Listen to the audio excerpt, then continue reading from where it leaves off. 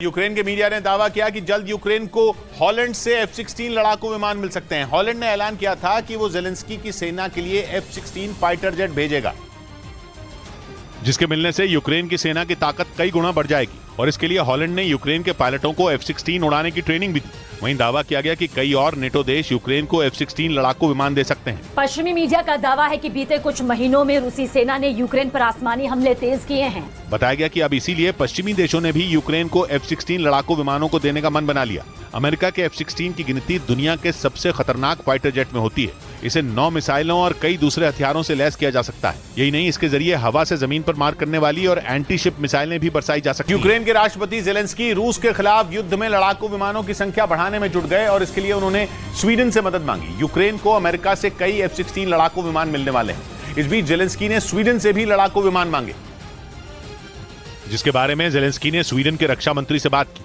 उन्होंने रूस के खिलाफ इस्तेमाल के लिए स्वीडन से उसका जैस 39 ग्रिपिन लड़ाकू विमान मांगा।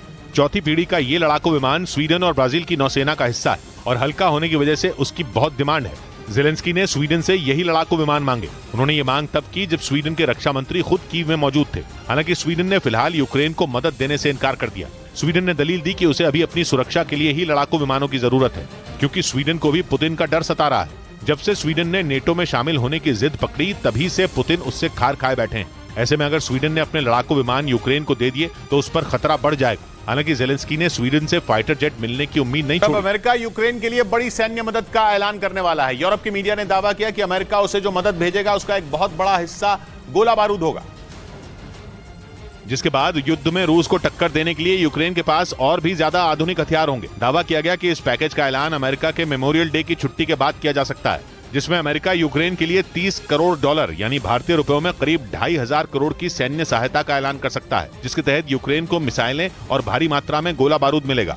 पिछले साल फरवरी में अमेरिका ने यूक्रेन को भारी भरकम मदद का ऐलान किया था, जिसके बाद इस पैकेज की राशि को और बढ़ा दिया गया। इधर मणिपुर के बिष्णुपुर जिले में मैतेई समुदाय के एक आदमी की मौत पर भड़के कुछ लोगों ने केंद्रीय मंत्री राजकुमार रंजन सिंह के घर पर हमला बोल दिया। हमले के वक्त केंद्रीय मंत्री अपने परिवार समेत घर पर ही मौजूद थे। तभी कुछ उपद्रवियों ने उनके घर पर पथराव शुरू कर दिया। यही नहीं, गुस्साए लोगों की भीड़ ने केंद्रीय मंत्री और आंतरिक मणिपुर लोकसभा सीट से सांसद राजकुमार रंजन सिंह के घर को जलाने की भी कोशिश की। ये घटना मणिपुर के बिष्णुपुर जिले में हुई, जहां राजकुमार रंजन सिंह का घर है, जिसके बाद वहां तैनात सुरक्षा बल के जवान एक्शन में आ गए। उन्होंने लोगों को हटाने के लिए उन पर आंसू गैस के गोले दाग दिए। इससे पहले मैतेई समुदाय के एक आदमी की मौत पर कुछ लोगों का गुस्सा भड़क गया। उनका आरोप है कि राज्य में हिंसा फैलने के बाद उनके सांसद ने इसे रोकने के लिए कोई कदम नहीं उठाया और न ही पीड़ित लोगों का हाल जाना। इस बीच मणिपुर में कर्फ्यू में ढील देते हुए हिंसा की आग एक बार फिर भड़क गई। मैतेई समुदाय के एक आदमी की मौत के एक दिन बाद गुस्साए लोगों ने केंद्रीय मंत्री और मणिपुर के सांसद के घर पर हमला बोल दिया।